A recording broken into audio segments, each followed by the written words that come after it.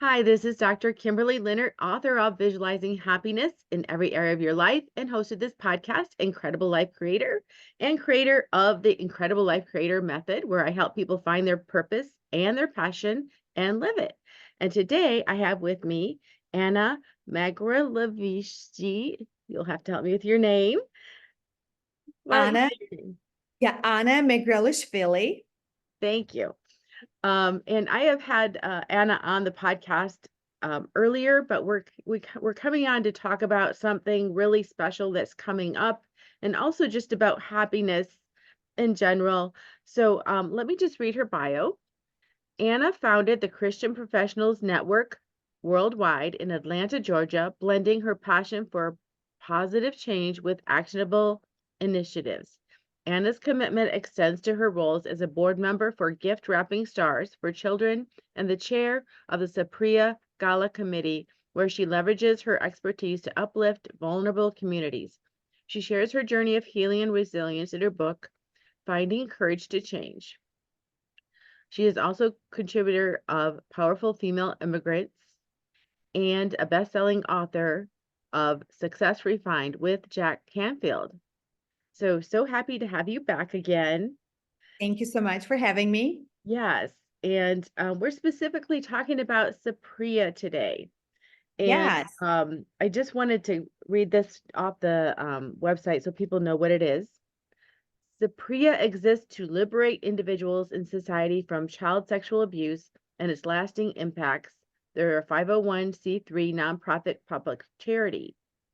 And so let's just talk about them. And we have this gala coming up on Saturday in Atlanta. So anyone in Atlanta, or it's worth coming into Atlanta from anywhere, Okay. we would invite you to come. But why don't you expand on what Saprea is?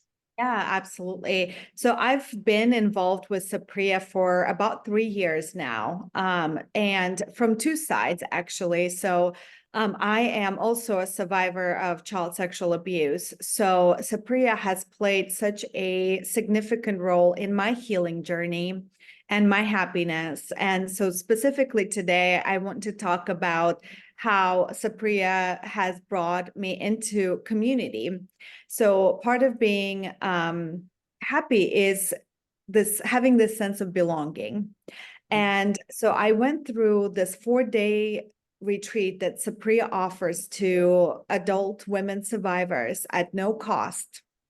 And during that 4-day retreat, I was surrounded with other women who also have gone through similar experiences as I have. And I didn't really realize until that time how lonely and isolated I felt, because I always felt like, oh, I'm by myself in this, experience. Nobody understands me, nobody can relate to me. And suddenly I was surrounded by other women who would hear me speak about a different experience, and I would just see them all around the room nodding, like they know exactly what I mean, what I've gone through, and vice versa. When they were sharing something, I immediately was like, oh yeah, I've done that too. Oh yes, I have experienced it as well. And so this just creates this sense of community and just increases your happiness, right? Because like you feel, okay, I'm not alone. There's other women who can understand me. So from that perspective, Saprea has an important role that they've played in my healing journey. On the other side, I also involved as a volunteer, first as just a committee member for the gala last year. This year, I'm co-chairing the gala. And so it's been such an exciting journey just to see this project, right? We started working for almost a year ago, and now it's finally coming this Saturday. So part of this whole journey was, okay, let's elevate this experience. Let's turn this into an international gala so that people would want to fly into Atlanta. So we decided, okay, what's one of the locations that would excite people? And so we decided to move it to Georgia Aquarium. Mhm. That's such a staple of, just what Atlanta is about.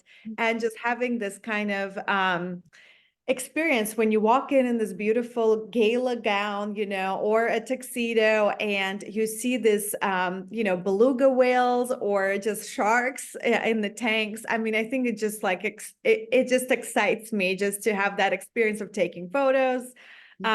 We have some exciting guests. So George Estevez, who is a anchor at Channel 2, is going to be our MC. Mhm. So this is very exciting for us because this is the first year he's doing it. We have a premier auctioneer who is going to be doing all kinds of games. So we have an exciting raffle for a 7-day trip to Italy. So that's like, I bought my ticket. I hope that I will win. I definitely would want to go to Italy. And then obviously, of course, we have silent auctions, live auction, and dancing afterwards. And yeah, so it's just going to be a very exciting evening this Saturday. Yeah, very exciting. So if you're anywhere near us, come, even if you're far, come, because it's going to be fun, and you'll meet a lot of heart-centered people. Because who does this attract? It attracts heart-centered people. And That's right. I don't know about you, but I can't get enough of heart-centered friends. Absolutely. Absolutely. And, we on purpose did not start our program for about an hour to give an opportunity for people to come in, really mingle, meet each other, grow their community of like-minded individuals. We have just incredible people. We so far already have 200 tickets sold. So, you still can join. And one other thing I want to note, you actually don't have to be present to participate in silent auction bidding and to enter for a chance to win that raffle and the Italy trip. So even if you're not able to come, I want you to know that you can still participate and you can still be part of this event. Yeah. So where would they go to do that? Yeah, so if you go to saprea.org, and it's spelled SAPREA.org, and then there you can search for under events, Saprea Gala in Georgia. Okay. All right. And that's where they can do, excuse me, the silent auction or sign up for the Italy That's raffle. yeah. So once you find the event, you can actually participate in all of it. So you just basically create your own account, and it's all online. So I know that I've been already bidding on some of the exciting silent auction items. Like we have, air balloon ride, helicopter ride. We have all kinds of stays here in Atlanta and outside. So yeah, just really thrilled about what's about to happen on Saturday. Very, very exciting. And, you're supporting a really worthy cause because, like you said, this helped you feel like belonging. And when I wrote this book, Visualizing Happiness in Every Area of Your Life, I did a lot of research on happiness. And one of the number one things to feel happy and to be happy is to feel like you belong. And it's a lot of the research it talked about even, older people who, they're maybe not well, they feel like they're not contributing. It's like helping them feel like they're contributing and being part of the family, whether, even if you have them doing some simple task or whatever, to feel like you belong and that you're needed. And so that is just huge. And it is so easy to feel alone or even a lot of shame when you've gone through Yeah, sexual abuse. And so to absolutely. feel like you belong is wonderful. So, Yeah, anything we can do to promote this and to reach more people who have been through that. absolutely. Yeah, and I think, there's a lot of stigma around the topic of child sexual abuse. It's not a pretty topic, people don't really feel comfortable talking about it. But yet, in statistics in the United States, 1 in 4 women and 1 in 6 men experience child sexual abuse in their life. And it takes on average a survivor over 20 years to be actually be able to say it, that it's happened to them. A lot of us, and I was one of those people. It took me over 20 years before I actually shared that happened to me. And so we carry this shame by ourselves, feeling very, very isolated. And so, of course, you don't, you know, feel all the way happy because you're feeling this way, right? And so there's a lot of symptoms like alcoholism. There's very high percentage of women who are incarcerated. Some at the highest level say 70% of women who are incarcerated have experienced child sexual abuse. And so, no wonder, because you just, you feel depressed, you just have a lot of triggers. I mean, and it varies. Every survivor has a different response, and it's not, it goes beyond just, this community. I'm very passionate about building a community as part of our happiness. If you look at the research, and I'm sure you've heard this, but 1 in 5 Americans, when surveyed, said that they are unhappy because they don't feel like they have strong friendships. I mean, that's a lot. And so, and then they, and it has an economic and obviously personal effect on people. So they've done some research where I don't know how they did it, but they figured out that over $9 billion get lost in productivity due to people feeling lonely and depressed. That's And huge. so, yeah, exactly.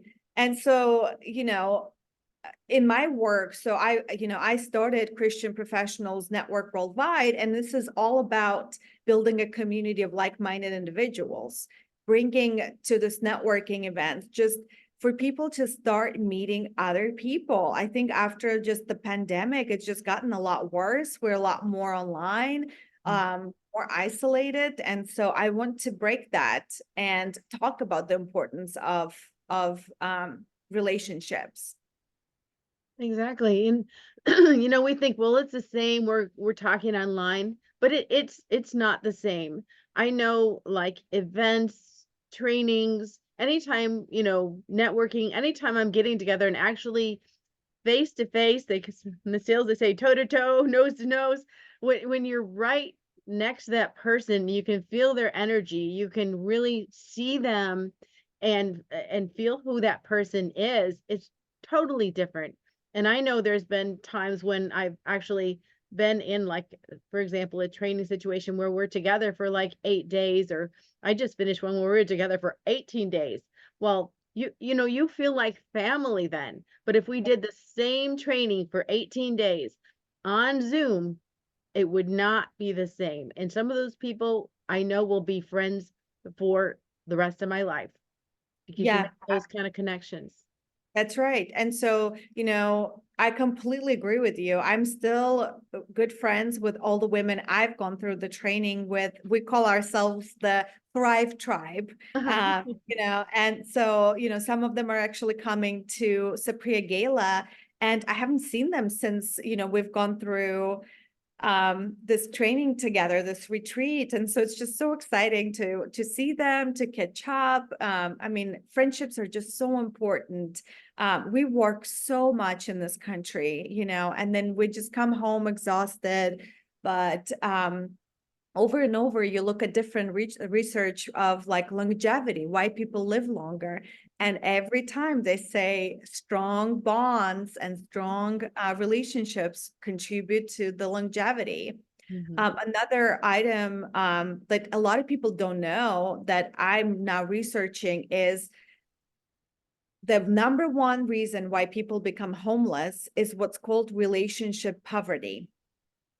So what it means is, let's say something unexpected happens, you lose your job, you lose your savings, maybe you were in a relationship, suddenly, it ended, or health issue, and you were living paycheck to paycheck, and suddenly this stability is just shattered, but yet you don't have any friends or family to whom you can go and ask for help. And so you end up in the street.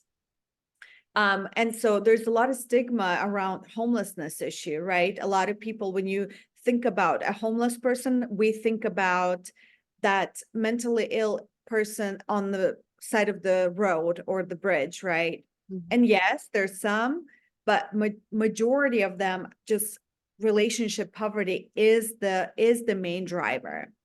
And so, right now I'm working with again, friends and like-minded professionals to create this foundation where we will start this mentorship program Mhm. with homeless people so that we can build that community around them and really put that safety net around them.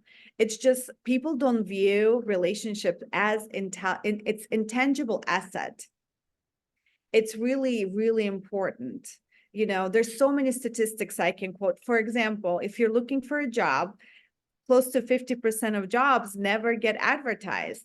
It's Mhm. literally people just talking to people and they just find these opportunities. So if you are listening and you're, doing an inventory of your relationship and you're saying, you know what? Yeah, I don't have that many. I want you to really think about this. This is as an investment. The more people you truly get to know, the more opportunities will start flowing. Mhm. In my business, I have not needed to advertise for anything for the most part. It's really me just tapping into my network saying, I need somebody to hire, or I need this resource. And suddenly this friends just come up and help. Mhm. So happiness and community are just really, really tied together. Yeah, yeah, that is so important too. And just talking about the homelessness, a lot of times we look at people and think, well, they must be just, like you said, mental illness or something wrong. But in the past, for many years, I actually worked in West End, which in Atlanta at the time was probably a poorer section of Atlanta. And there was this homeless man that I befriended.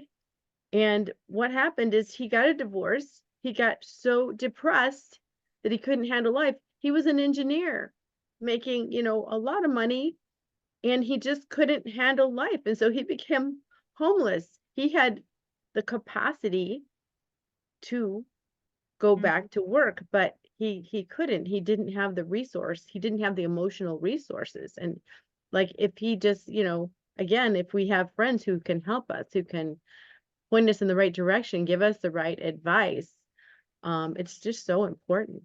Absolutely. Yeah. And I now talk to several people who have struggled with homelessness before and now they're back and integrated into the society. And one of the things that one of the gentlemen I spoke with said, you know, it's so important to surround yourself with people who will lift you up, Mhm. who will not perpetuate that victim mentality and boohoo, poor me, or, or if you're struggling, and there are some, and he was one of those people who was struggling with drug abuse, but he said, when I started meeting people who were leading me to the better path, that's what helped me get out of that cycle. So relationships play such a crucial role in so many aspects, economical aspect, mental health, just happiness level. So again, I myself on average have 30 to 40 meetings one-on-one with people that I meet. And that's coffee, lunch, dinners, just truly to get to know them and for them to get to know me, because then, anytime they need something, or maybe I might need something, I have this capital I can tap into. Mhm.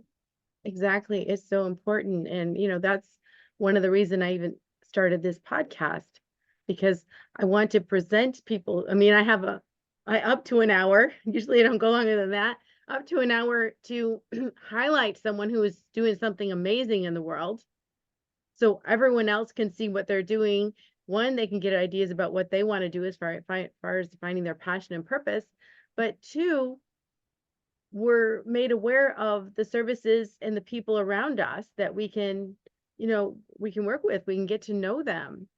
And it's made a huge difference in my life to have those connections. And whenever you can highlight someone else, I think um, it makes the community better for everyone, because everyone has a special gift. Everyone has special talent, skills that we need to bring out into the world. And by just hiding in a little corner, not letting people know what you do is not helpful. But That's right. getting out, meeting people, saying, hey, this is who I am, this is what I have to offer, that we Mhm. all feel needed, we all feel like we belong. Yeah, absolutely.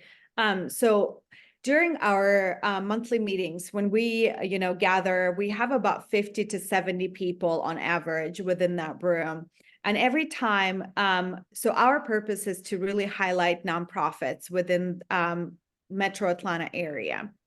And the reason why we do it is, first, a lot of people want to serve and get plugged in, but they really don't know how, right? And let's make it as easy as possible for them to get excited about the cause, right? And there's every month there's a different cause because every person is passionate about something different. And so nonprofits come in, they do about a 15-minute presentation about their services, how they started, why they're doing it, and then have a very tangible ways that you can really get plugged in. So for example, this month, or sorry, in May, we had Nicholas House, and that's a local homeless shelter. They specifically need mentors who will help with financial literacy. And so immediately we had somebody in the room who said, I can do it, raised her hand, walked over and said, I'm completely capable of doing it. She works for a financial planning organization. So wonderful. Mhm. Look how beautiful this community have come together, right? So it's not always about just giving money. Obviously, all nonprofits need more funding, but Mhm. sometimes it's all about spreading the awareness, personally contributing and helping. And so again, with, back to the Saprea Gala, yes, obviously we're doing this to raise money, but the biggest thing also is to raise awareness that these resources are available and they're completely free to all of the survivors. Like I didn't have to pay a penny. And, so that because of the generous support of the donors, I was able to get healing. And that's huge, right? And so now I'm this, publicly declaring, I'm a survivor, I'm thriving. This is the change that I've experienced so that I can then pass it on to other people. So as soon as I started talking publicly about it, I mean, I'm telling you, every time somebody comes to me and shares their story and says, me too, it happened to me too. And this is not the me too you ever want to hear, but Right. at least I'm able to hear their story, to let them know they're not alone, Mhm. and also refer them to some of the resources that they can tap into for healing. And so these are like, that's how it goes, right? And you just pass it on to other people. So I'm just so grateful for the opportunity to be able that voice to speak about the experience, and now from the point of strength that yes, I went through this, but I'm thriving now. I can help. I can really be the voice for other survivors. Wonderful. And thank you so much for doing that and being who you are, because you are special, you are unique, and so thankful to have you here, and for your heart, for your heart. Thank you. Well, and I'm excited. I know you're also coming to the gala, so I'm excited, and I will be speaking about my story, so you'll get to hear it one more time. All right. Well, that'll be wonderful.